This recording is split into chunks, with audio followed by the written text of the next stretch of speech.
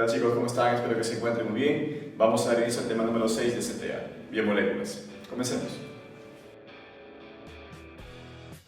Seguimos con el estudio de nivel químico de los seres vivos. La clase pasada estudiamos acerca de los bioelementos, que eran todos los elementos químicos que contienen los seres vivos y son 27. Se subdividían en primarios y secundarios. Encontrábamos, por ejemplo, el carbono, el hidrógeno, el nitrógeno, el oxígeno, ¿recuerdas? El azufre, el fósforo, el calcio, el potasio, el sodio. Muy bien, ahora, un conjunto de bioelementos o la unión de varios bioelementos, como el carbono, el hidrógeno, que acabamos de mencionar, vienen a formar lo que se llama biomoléculas. Entonces, ¿qué son las biomoléculas? Son un conjunto de bioelementos, ¿correcto? Ahora, las biomoléculas se subdividen en dos, en inorgánicas y orgánicas. ¿Cuándo son inorgánicas? Cuando no siempre están compuestos de carbono. Por ejemplo, tenemos el agua, gases y las sales minerales. Ahora, los gases pueden ser oxígeno molecular O2 y dióxido de carbono, CO2. Y las moléculas orgánicas son aquellas que tienen como base principal en su composición el carbono. A diferencia de las inorgánicas, estas sí tienen como base principal el carbono. Por ejemplo, los glúcidos, los lípidos, las proteínas y los ácidos nucleicos.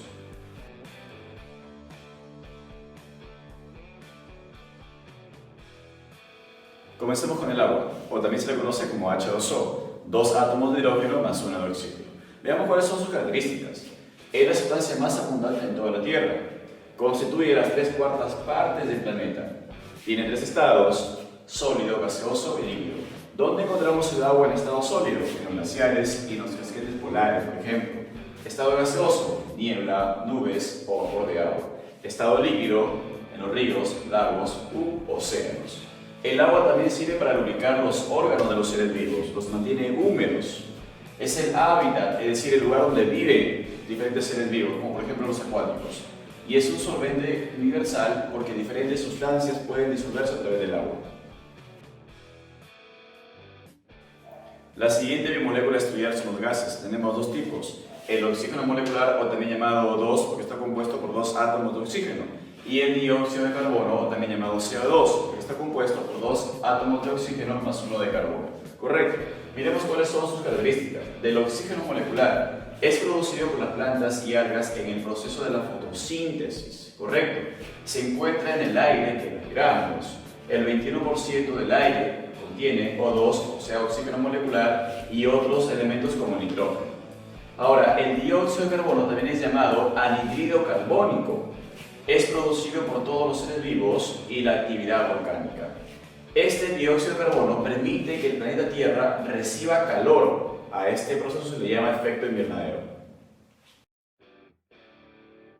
Por último están las sales minerales.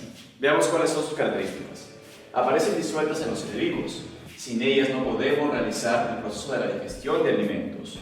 Los carbonatos, sulfatos, cloruros, que son ejemplos de sales minerales, son vitales para formar estructuras como concha de caracoles, esqueletos de vertebrados o de cangrejos.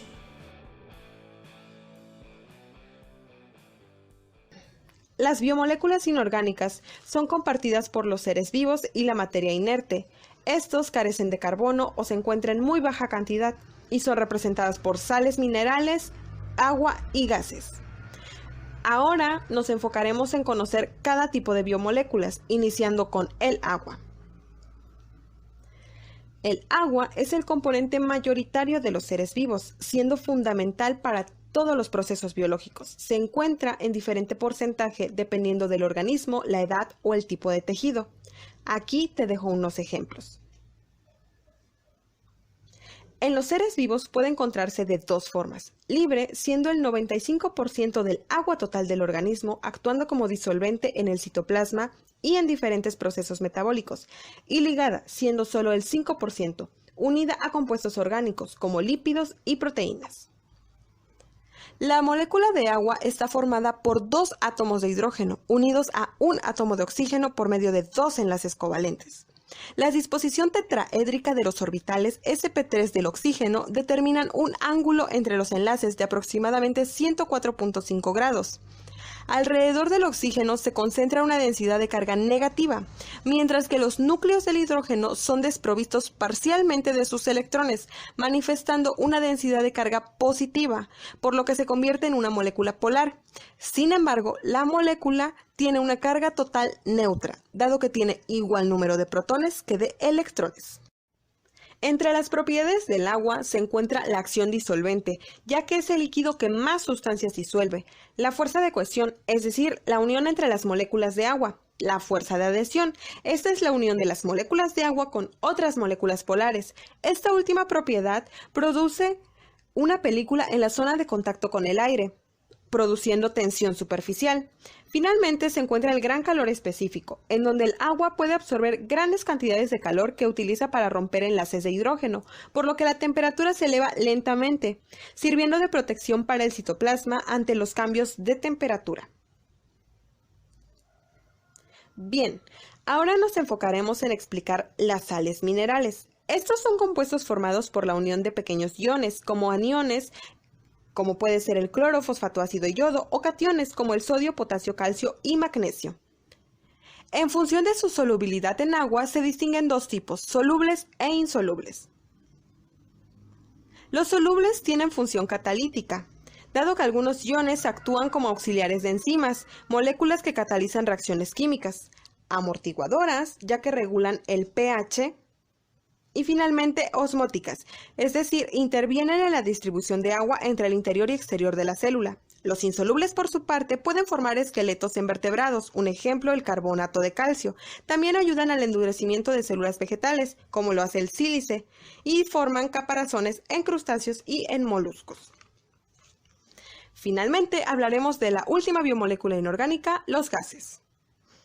Estos son toda sustancia química que a temperatura y presión normal se mantienen en ese estado, como lo es el oxígeno, el dióxido de carbono y el nitrógeno. El oxígeno es producido en las plantas mediante un proceso químico denominado fotosíntesis, por el cual obtienen energía. Es esencial para la respiración y los organismos dependientes de él son denominados aerobios. Su proporción en la atmósfera es de 21%. Por su parte, el dióxido de carbono es producido por combustión y fermentación, siendo expulsado por la respiración de los animales y utilizado en la fotosíntesis de las plantas. Finalmente, el nitrógeno es utilizado por las plantas para producir proteínas, se capta en el aire y se fija con ayuda de bacterias en las raíces, en donde también se almacena.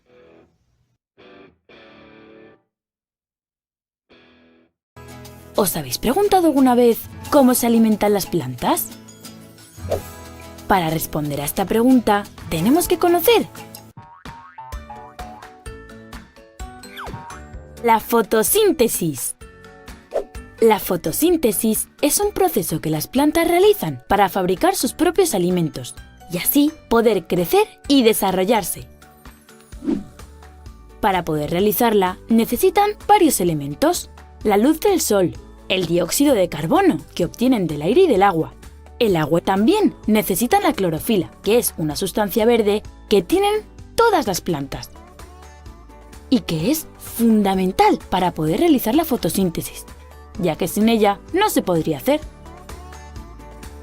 Por cierto, la clorofila, además, es la que da el color verde a todas las plantas. Pero, ¿cómo se realiza la fotosíntesis? Mirad esta planta. Como podéis ver, sus raíces están ancladas en el suelo y a través de ellas la planta absorbe tanto el agua como las sales minerales que hay en la tierra que la cubre. El agua y los minerales suben por el tallo y se distribuyen por toda la planta hasta llegar a las hojas.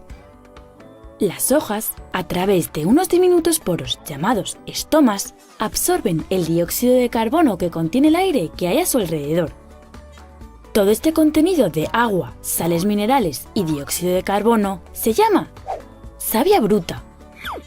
Ahora es el turno de la clorofila.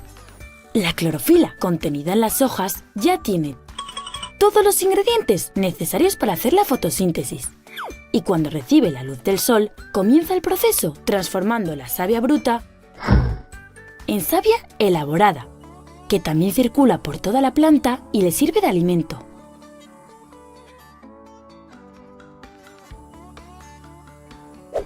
Todas las plantas se alimentan de savia elaborada y la acumulan o en sus raíces como la zanahoria o en sus frutos como la manzana o la pera. Ya hemos conocido cómo se realiza la fotosíntesis, pero ¿por qué es tan importante? Sin las plantas no existiría vida en la Tierra. No tendríamos oxígeno para respirar, ni comida. Ya sabéis que los herbívoros comen plantas y que los carnívoros se comen a los herbívoros. Las plantas son fundamentales para la cadena alimenticia y también son fundamentales para que podamos respirar. De hecho, los seres humanos, cuando respiramos, convertimos el oxígeno en dióxido de carbono, justo al revés que las plantas cuando realizan la fotosíntesis. Una curiosidad que tenéis que recordar. Por las noches, las plantas, como no tienen luz para realizar la fotosíntesis, respiran como los seres humanos, captan el oxígeno y expulsan el dióxido de carbono. ¡Recordadlo! Una última cosa para que veáis qué importante es la fotosíntesis. Cuando las plantas absorben gases sucios y contaminantes, los transforman en aire puro, en oxígeno, limpiando así la atmósfera y toda la naturaleza. Las plantas son la mejor solución para luchar contra la contaminación. ¿No os parece?